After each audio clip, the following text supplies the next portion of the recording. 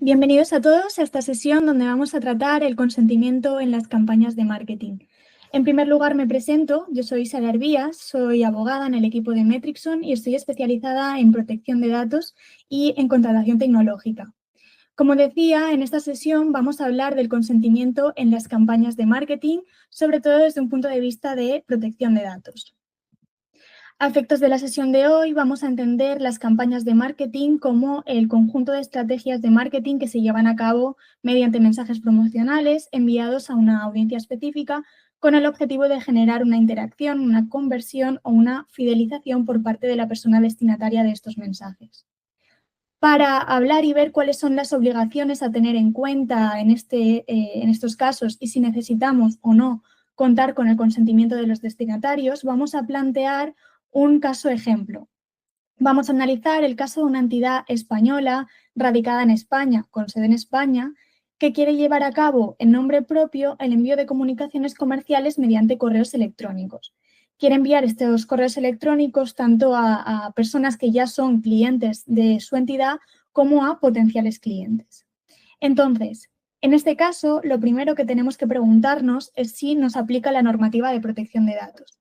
Pues bien, vamos a analizarlo y nos preguntaremos cuál es la normativa de protección de datos aplicable al caso concreto. Pues bien, al ser una empresa española, tendremos que tener en cuenta la normativa tanto española como europea. A nivel europeo, por lo tanto, será el Reglamento General de Protección de Datos y a nivel de España será la Ley Orgánica de Protección de Datos y Garantía de Derechos Digitales. Entonces, para determinar si nos aplica esta normativa, lo primero que tenemos que ver es si estamos tratando datos personales.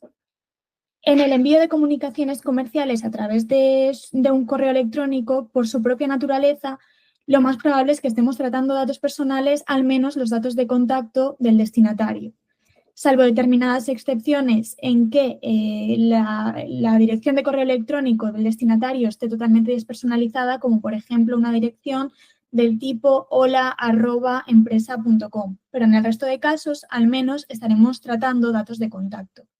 También es muy probable que estemos tratando datos identificativos, por ejemplo, en los casos en que nos dirijamos al destinatario por su nombre, o datos como preferencias, gustos, cuando hayamos hecho un análisis previo de la audiencia que va a recibir las comunicaciones comerciales. O bien, otro tipo de información cuando se trata de una persona con la que ya tengamos una relación comercial previa. Entonces, vamos a decir que sí, que tratamos datos personales. Lo segundo que tenemos que ver es si estamos dentro del ámbito de aplicación de la normativa de protección de datos de la que hablábamos. Aplicará esta normativa de protección de datos cuando se trate de un anunciante que esté establecido en la Unión Europea, pero también cuando se trate de anunciantes que no están establecidos en la Unión Europea, sino en otros países, pero dirijan sus comunicaciones a ciudadanos de la Unión Europea o bien monitoricen el comportamiento de ciudadanos de la Unión Europea. Por lo tanto, visto esto y teniendo en cuenta de que en el ejemplo estamos analizando la situación de una empresa con sede en España, la respuesta es que sí, que somos sujetos obligados de la normativa de protección de datos. ¿Esto en qué implica? Pues bien, uno de los principios más importantes de la normativa de protección de datos es que para tratar datos personales nos hace falta una base de legitimación, que es una justificación para hacer ese tratamiento.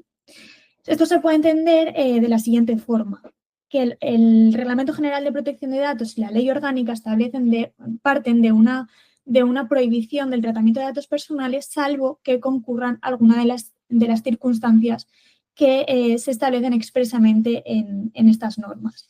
Y estas circunstancias son las siguientes.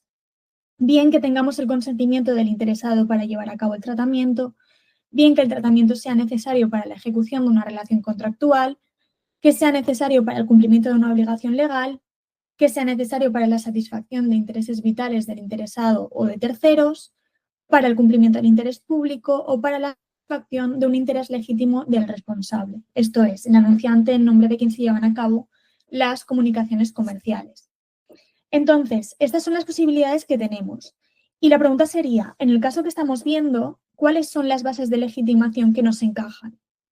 Pues estas son dos, o bien el consentimiento de los interesados, esto es de los destinatarios de las comunicaciones, o bien el interés legítimo del responsable, que es la empresa que está anunciando en su nombre mediante estas comunicaciones comerciales.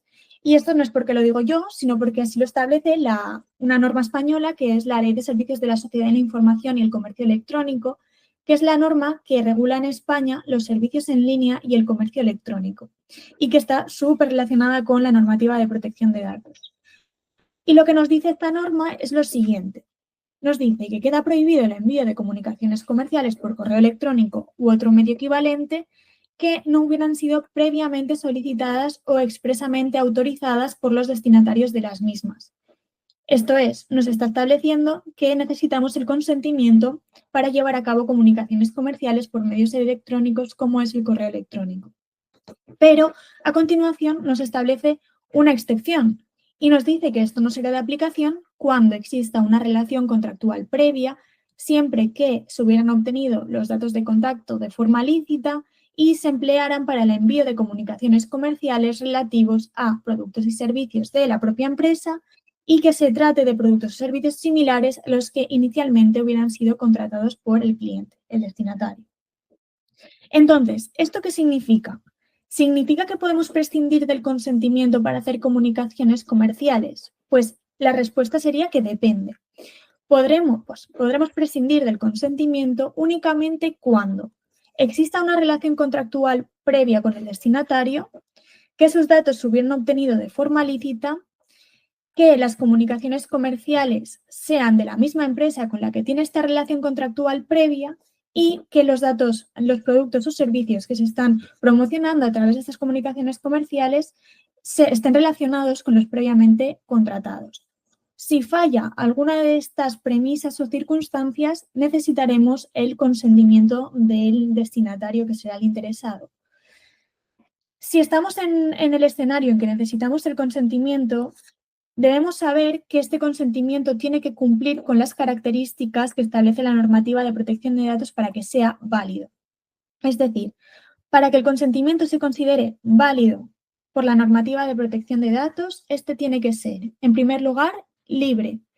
Esto significa que no debe entenderse en ningún caso que sea otorgado el consentimiento a través de algún tipo de coacción.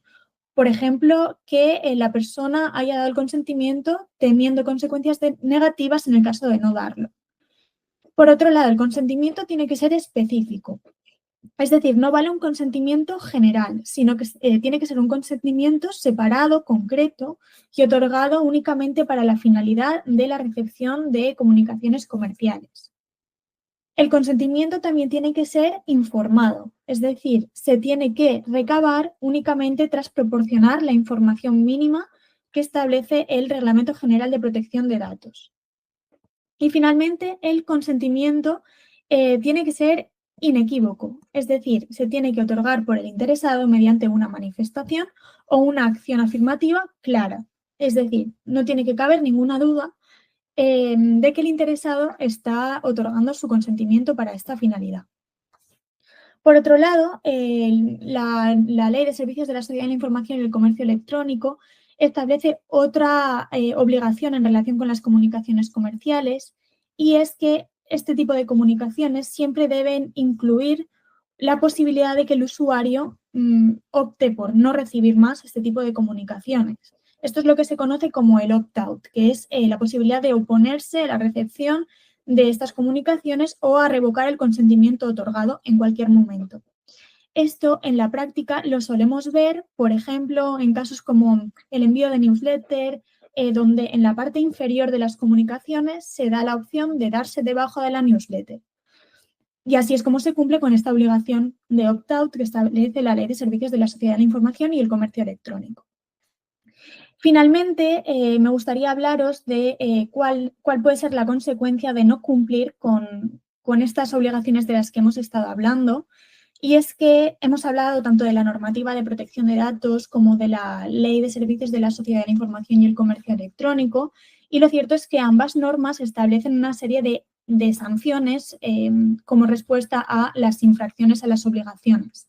Por un lado, la normativa de protección de datos establece infracciones leves, graves y muy graves que se traducen en sanciones entre ellas las económicas, y que las muy graves pueden llegar hasta los 20 millones de euros o al 4% del volumen de facturación anual de la empresa infractora.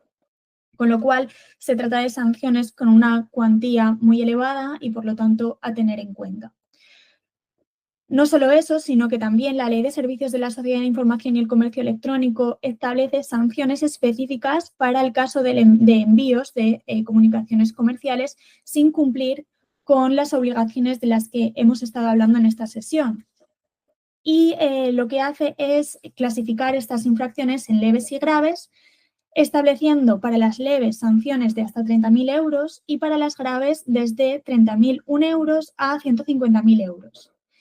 Se considerará una infracción grave cuando el envío de las comunicaciones comerciales sin cumplir con las obligaciones se lleva a cabo de forma insistente o sistemática. Por lo tanto, la diferencia entre infracción leve e infracción grave será esta calificación como insistente o sistemático.